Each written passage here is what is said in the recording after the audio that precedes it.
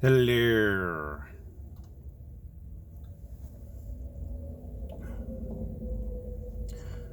A commenter named Chargeback is convinced that the police have criminal immunity, a sort of de facto criminal immunity because they don't get charged or something.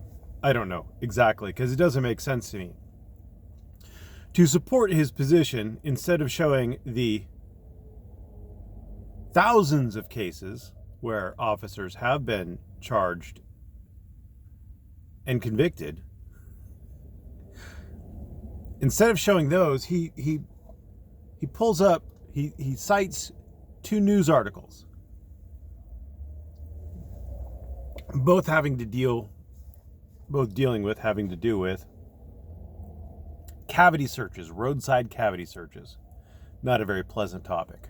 He desperately wanted me to watch a video that was encased in one of them, but that's not the point. Cops haven't been charged in either of those news articles. So, first thing you always do is you read the news article. In the first news article, the DA has requested that the Attorney General and the state police step in and investigate. Now, why? Why would a DA do that?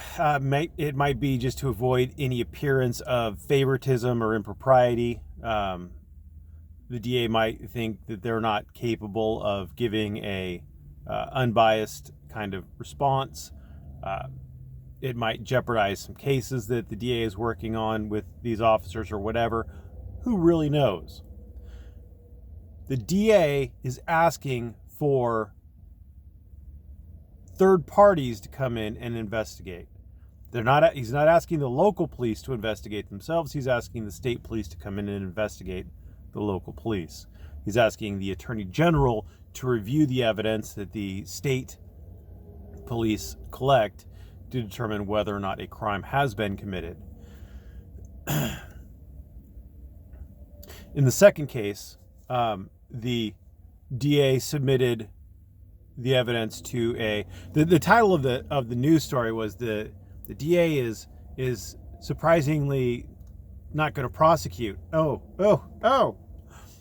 But in the article, the problem is the DA submitted the evidence to the grand jury, and the grand jury returned a no bill. You can't prosecute. That's why she's not prosecuting.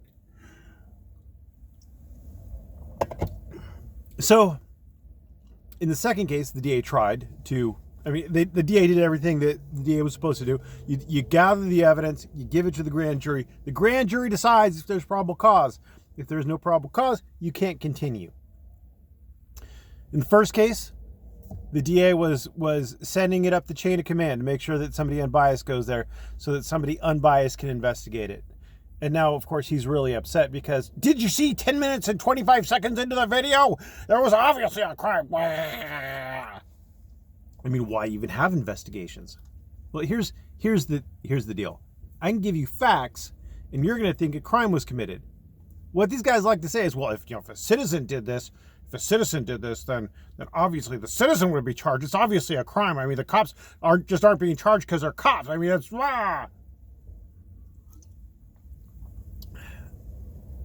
Here's some facts. I'll let you do with them what you will.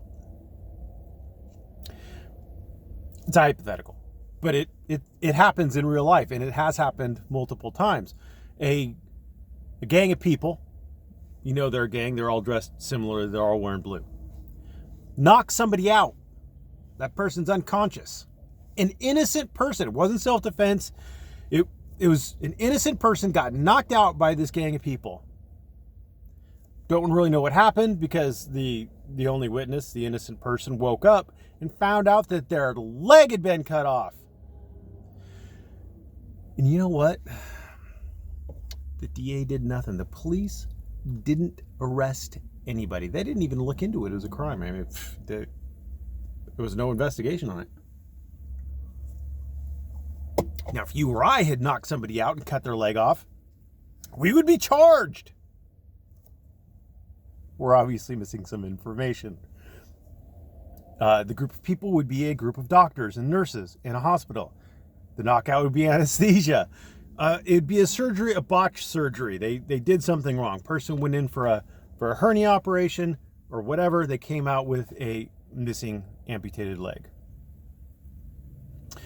And it's not a crime. That was not a crime. Is it bad? Yes. It's terrible. It's terrible. But it's not a crime. Why? Because crimes have elements. And you have to satisfy the elements of the crime. You have to satisfy each and every element of the crime. Or else the person's not guilty of the crime. If one element isn't proven beyond a reasonable doubt, then there is no conviction.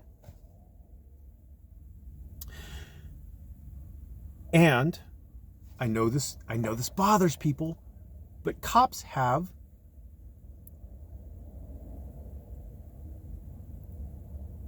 the ability to do things it's a justification or defense to charges, to do things that ordinary citizens can't do. Ordinary citizens can't detain somebody. You can arrest if you see a felony in your presence or a misdemeanor in your presence. You can effectuate a citizen's arrest depending on state law. Check with the local attorney. But you can't detain. You can't detain. You can't do a Terry frisk. If you do detain somebody and you think they're armed, it doesn't matter. You could get charged with battery or false imprisonment if you detain someone and you frisk them. A cop can't. Why? Because he's a cop and he's performing his duties as a cop. He sees something that to a reasonable person, makes him reasonably believe that crime is afoot.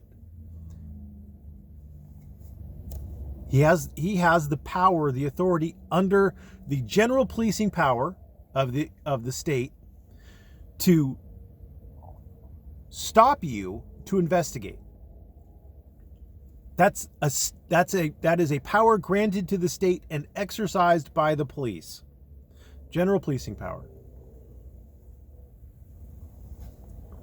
It is a necessary extension of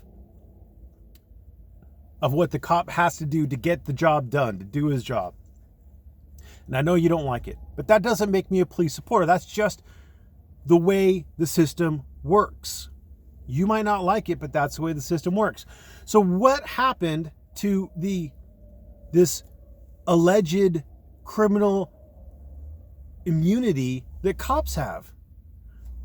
We see evidence of them getting charged. James Freeman covered a trial of a cop who was convicted of murder in Texas. James Freeman did it. Now, is he going to remember that and in the future think, well, cops actually don't have criminal immunity?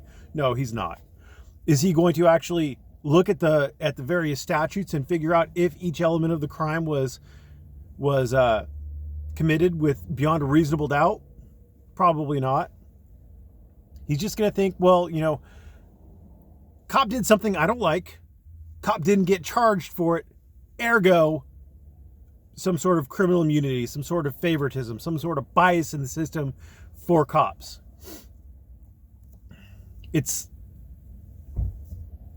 Crimes have elements. I'm just going to go back to that. Crimes have elements. In order for a prosecutor to prosecute, even if the grand jury returns a true bill, the prosecutor still has a duty to not prosecute if they think, number one, they can't win, or number two, they lack probable cause.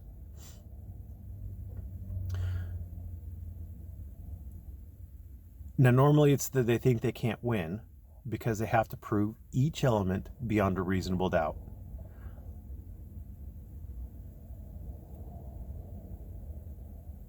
If somebody gets hit by a rock, somebody throws a rock,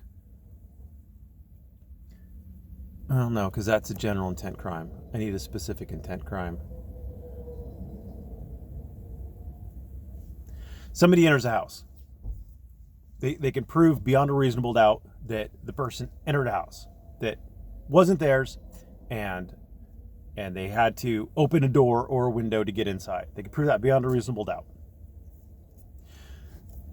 They can prove that while the person was in the house, they committed a crime, a felony. Let's just say it's a felony while they were in the house. They can prove those two things. But they can't prove beyond a reasonable doubt that the intention of the person entering the house was to commit that crime. Maybe the person was drunk. Maybe the person lived right next door, entered a house that looked at, it's one of those tract neighborhoods, all the houses look identical. The guy enters the wrong house. While he's inside, he sees somebody that he thinks is a burglar, or maybe not, we don't know. He sees somebody and shoots him, right? So we know he entered the house that's not his. We know he didn't have any lawful right to be in the house.